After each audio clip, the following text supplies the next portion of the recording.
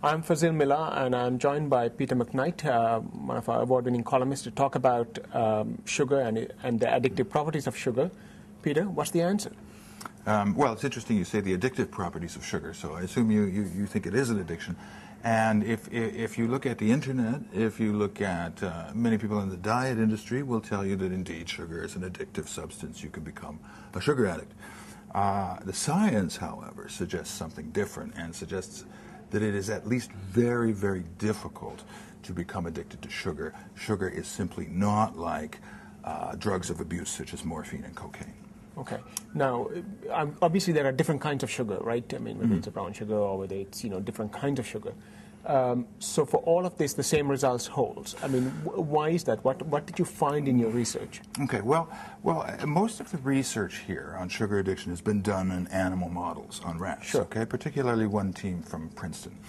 And what they wanted to do was see, did providing rats with sugar produce in them the psychological or behavioral as well as the physiological symptoms of addiction, the things that we see when we give rats morphine or cocaine. Sure. So the behavioral or psychological symptoms are things like craving, withdrawal symptoms, binging when they have access to the substance.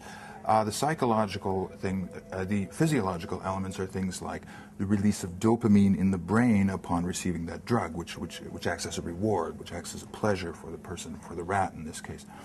Now, this team from Princeton has been able to produce in rats both these behavioral elements, that is cravings, withdrawal, binging, and so forth, and the physiological elements, the neurochemical elements, the release of dopamine. But they've only been able to do that by keeping rats on a very unusual feeding schedule. That is a feeding schedule where they are fasting for a long period of time, including after they wake up. So which is not normal. I mean, that's not normal for us human beings, right? And then in the afternoon, on this schedule, the afternoon, the rats would finally get access to sugar and they would binge on the sugar. If you compare that, and they did this, to rats who had access to sugar at all times, they didn't binge on it, and they didn't go into withdrawal or cravings or have dopamine release when they received it or didn't receive the sugar. It was only these rats on this unusual feeding schedule. Okay. So it suggests that if sugar is a potentially addictive substance, it seems to be addictive in rats at least, when they're kept on an artificial, unnatural feeding schedule, a schedule they would not do on their own. And similarly, when we try and generalize this to humans, there's always a danger with generalizing animal models to humans.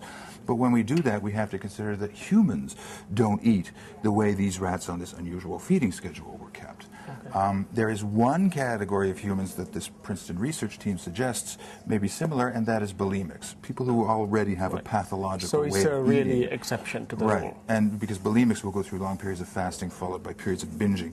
So that people who eat like that, if we can generalize from the animal model, may in fact develop something of a sugar addiction. So the next time you're saying, the bottom line is, the next time I hear about somebody saying, I'm just addicted to sugar, I should take it with a pinch of sugar. Oh, yeah, very good. You could say that. I mean, the idea is, of course, it depends how we define it. And sugar, I myself like sugar. Sugar is tasty. We enjoy it. But that doesn't make it an addiction in the way that things like cocaine, heroin are addictions. Thank you, Peter.